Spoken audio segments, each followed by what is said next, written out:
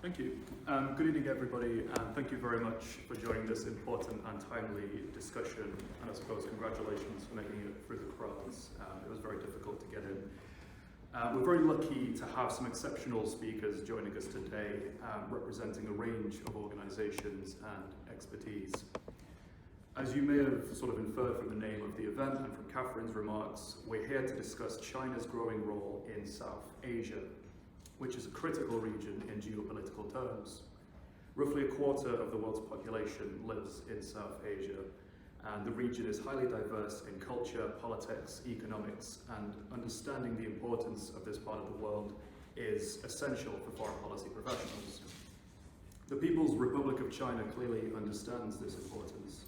The PRC's engagement in the region is substantial and diverse, investing billions in major infrastructure projects in countries such as Pakistan and Sri Lanka.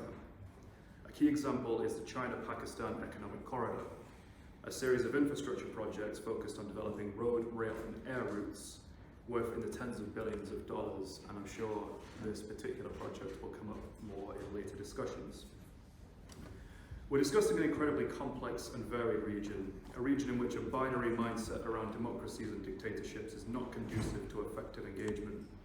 This is also a region in which the UK has a very long and complex history, and policymakers here in the UK should strive to know our history well when they engage with South Asia. We must also be clear-eyed about the ongoing human rights concerns and challenges in the region. In Afghanistan, in the words of UN experts, 20 years of progress in women and girls' rights have been erased since the Taliban takeover. Women and girls are banned from social and public participation, with bans on attending school and working as two examples. Elsewhere, hundreds of thousands of Rohingya refugees remain displaced in Cox's Bazar in Bangladesh, with ever deteriorating camp conditions due to successive aid cuts, representing an ongoing failure of the international community. These are just a couple of examples of the human rights challenges in the region, and the challenges which must be key considerations when considering our activities there. We should also be aware that such issues are much less of a barrier when it comes to Beijing's engagement.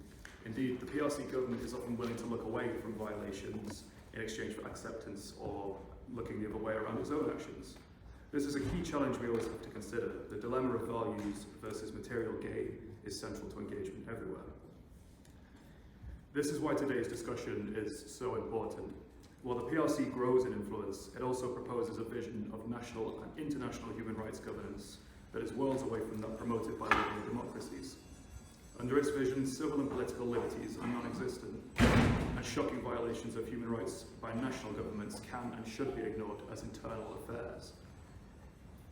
This is made clear by the brutally oppressive policies enforced in the area referred to as the Xinjiang Uyghur Autonomous Region, and the smothering of protests and democracy in Hong Kong. This view brazenly contradicts the ideals of universal rights and the individual and collective responsibilities of states to defend those rights. And we have a duty to counter this view and to promote those universally agreed values everywhere. That said, rights cannot be the only lens through which we build engagement in South Asia. We've seen time and time again that doing business based on values alone will never be enough. The principles of mutual benefit and mutual respect must be central to the approach of the UK and partner countries. Engagement that is made wholly conditional on values and democratisation will not get us very far. At the same time, we need to let go of the idea that these countries are merely victims of exploitative Belt and Road projects that lack agency. Countries in the region have shown resilience to certain influence attempts, for example, rejecting specific proposed projects that were considered to be unviable. The reality is quite simple. When I worked on the Foreign Affairs brief here in Parliament, discussions around the Belt and Road Initiative with foreign embassies always boiled down to one very simple point: make us a better offer. Our engagement in South Asia should therefore be pragmatic and partnership-based, delivering on projects that meet genuine need and which are aligned with our expertise and capabilities. And it's very encouraging to hear Catherine echo or say that sentiment herself. As well as more effective partnerships, understanding the actions and motivations of the government in Beijing are key. The Labour Party here in the UK, as Catherine has just said, has committed to an audit of UK-China relations when it takes government. This audit should also include an assessment of the UK's and China's diplomatic activities in different countries to assess where our relative influences lie. And we desperately need a clear strategy for strengthening China capacity and expertise within government. This should be combined with a proactive and renewed approach to our wider diplomatic engagement, and it's greatly encouraging that the Shadow Foreign Secretary, David Lammy MP, has committed to pursuing a Britain that is reconnected with international affairs and which plays an active role in building a better world. To achieve this, an understanding of different regional and national dynamics is essential.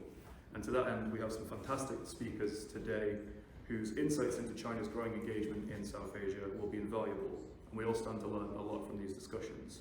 Thank you.